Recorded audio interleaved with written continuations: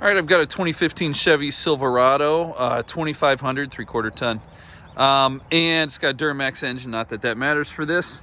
However, I've had water problems. And so I read some stuff on water problems.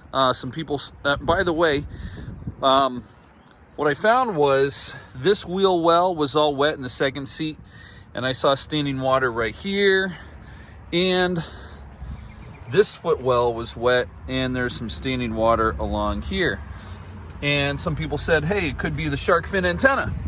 So I took apart the shark fin antenna. Sure enough, there's a little bit of water under the shark fin antenna. The way to do that, by the way, is you got to take down the headliner, and then you got to unscrew it from underneath. It still didn't solve the problem, though. So I thought, hey, maybe it's these lights up here, right? The marker lights. Took those apart. Yes, they had a small leak. But that wasn't the major issue because the problem still kept coming. So then I heard, hey, maybe it's the third brake light.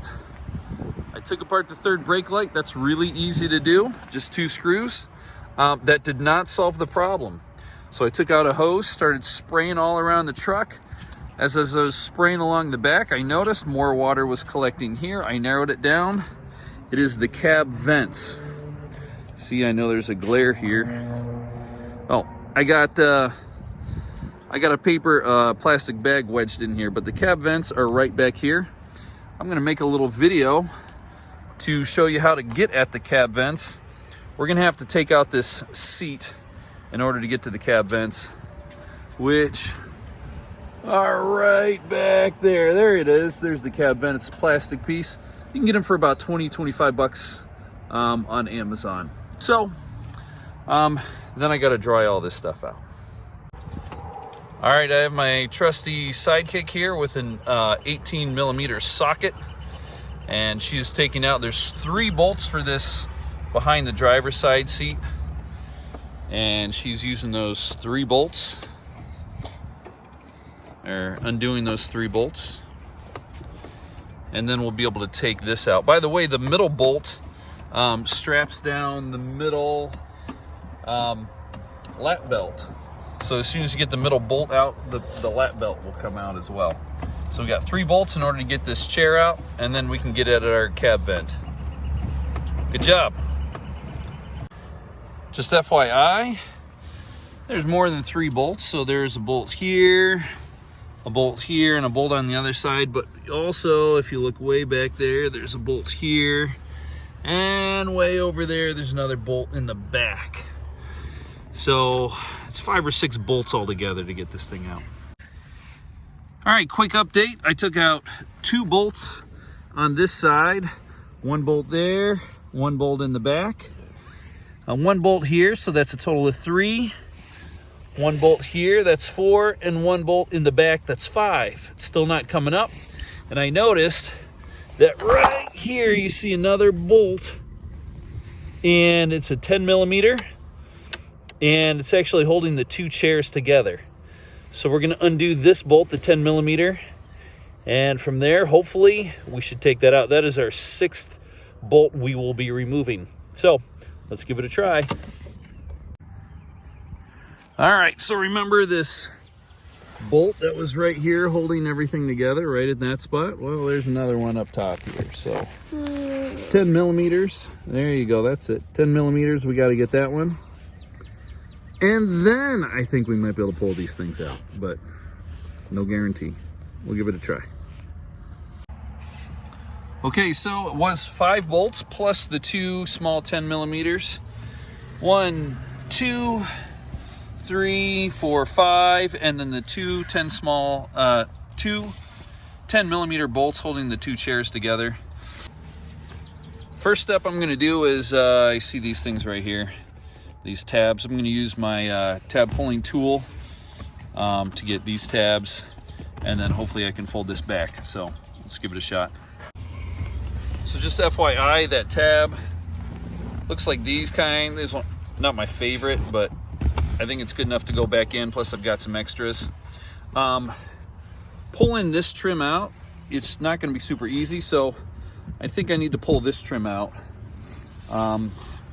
Watch out for your weather guard right here. Your weather guard goes on top of it. And then I think just a few good tugs will take this thing out. So we'll take this trim out here. All right, I pulled this piece of trim off. I think it's easier if you start here. It's not completely off. It's back a ways where it reveals yet another bolt right down here. I can do this one with my fingers. And then there's a piece of trim right here that comes off as well. So I think at that point we should be able to fold this back and get to our cab vent, which should be right back here. Okay, so just FYI, right behind this seatbelt device, there's another bolt holding all this insulation in place, which is kind of wet. But there is our cab vent right there. That's our cab vent. So we need to take this out, put in a new one. And from what I understand, there's a little tab that you press right here. Well, the tab should be on the top, and then you can push it out and it should fall down. But this is the cab vent right here, and it's leaking. So yeah, I got some wet insulation here. You can see some water drips. There's my problem. All right, so we got the new cab corner, the old cab, the new cab vent, old cab vent. And the major difference that I see is, take a look at this kind of flange or gasket around the outside of the cab vent. It looks almost flat, whereas this one, it bends in a lot more. So I think it's going to create a better seal that way. But still, I'm just kind of disappointed that that cab vent, which has no obvious problems, got my truck so wet for so long. That's frustrating. So I'm going to go ahead and say it's probably pretty important. So there's the cab vent hole.